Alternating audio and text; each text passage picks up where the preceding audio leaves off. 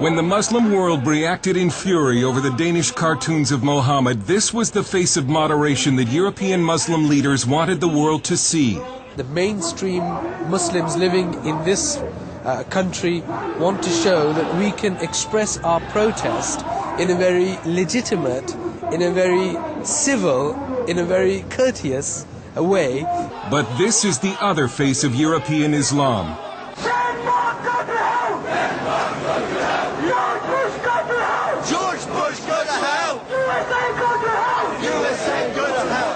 This is footage of the demonstration outside the Danish embassy in London, provided to CBN News by the NIFA Foundation, an anti-terrorism group.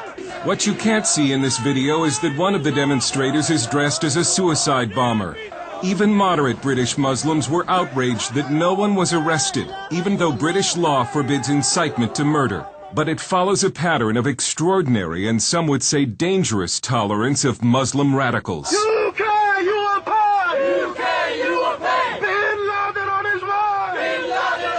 These protests threatening bloodshed occurred in 2004, 1 year before London's 7/7 subway and bus bombings. Now Tony Blair has been warned. Pull your troops out of Afghanistan. Pull your troops out of Iraq. And if you do not pull your troops out, you will get bloodshed on the streets of London. Again, no one was arrested, and moderate Muslims tried to keep the media from publicizing what for them has become a public relations nightmare. Yeah, that's disgusting. I mean, it doesn't serve any purpose. These guys don't represent me. They probably don't represent most Muslims in this country, and they do a disservice not only to, living here in the UK, but they do a major disservice to Muslims. They may not represent the views of most British Muslims, but polls do suggest the Muslim middle is radicalizing. A recent survey shows that 40% of British Muslims want Islamic Sharia law in the United Kingdom. Sharia imposes punishments like amputations and stonings.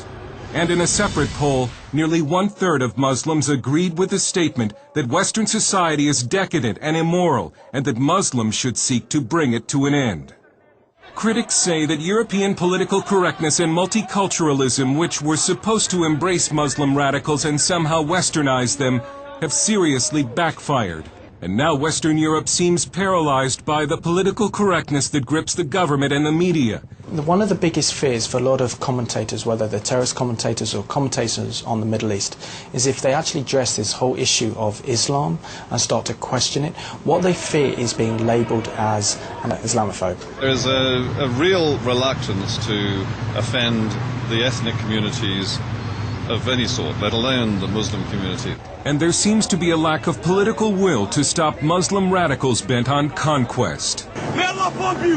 May Osama bin Laden bomb you! May Osama bin Laden bomb you! Of Denmark, so we can invade their country and take their wives and war booty! Allahu Akbar! The Dutch parliament has tried to strike a blow against radical Islam by voting to ban the burqa and veils. But that exposes unveiled women to being raped by Muslim men as punishment.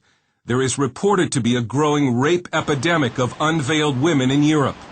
In London, Shadow Homeland Security Director Patrick Mercer of the Conservative Party says Britain remains in denial and thinks it is protected by what he calls pointless legislation. But you have to ask yourself, what is a piece of paper going to do to an Islamist fundamentalist, or any other form of fundamentalist terrorist for that matter, and its suicide bombers? Are you going to be able to hold this up in front of them and say, don't blow yourselves up, otherwise we'll get really cross? In France, the government continues to pretend that Muslim anti-Semitic violence is not a problem, but it couldn't keep tens of thousands of Frenchmen from marching last month after the brutal murder of a young Jew named Ilan Halimi by French Muslims.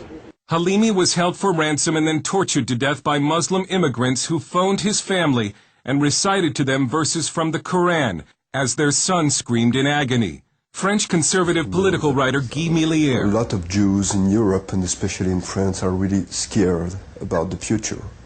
I have many Jewish friends, and they say to me, we think we shall have to leave France to go to the United States, to Canada, to Israel, but France will not be our country anymore. It's a similar story all over Europe.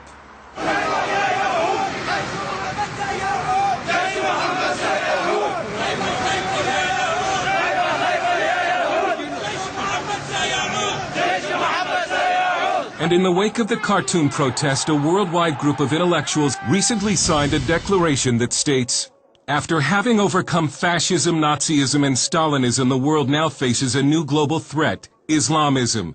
It is not a clash of civilizations nor an antagonism of West and East that we are witnessing, but a global struggle that confronts democrats and theocrats.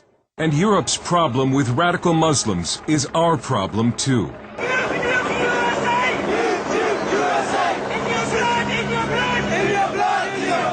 Political correctness has been the fertilizer that has helped Muslim radicalism grow in Britain. Political correctness intimidates the media and law enforcement. But Europe may be forced to choose between political correctness and the survival of its civilization. Dale Hurd, CBN News, London.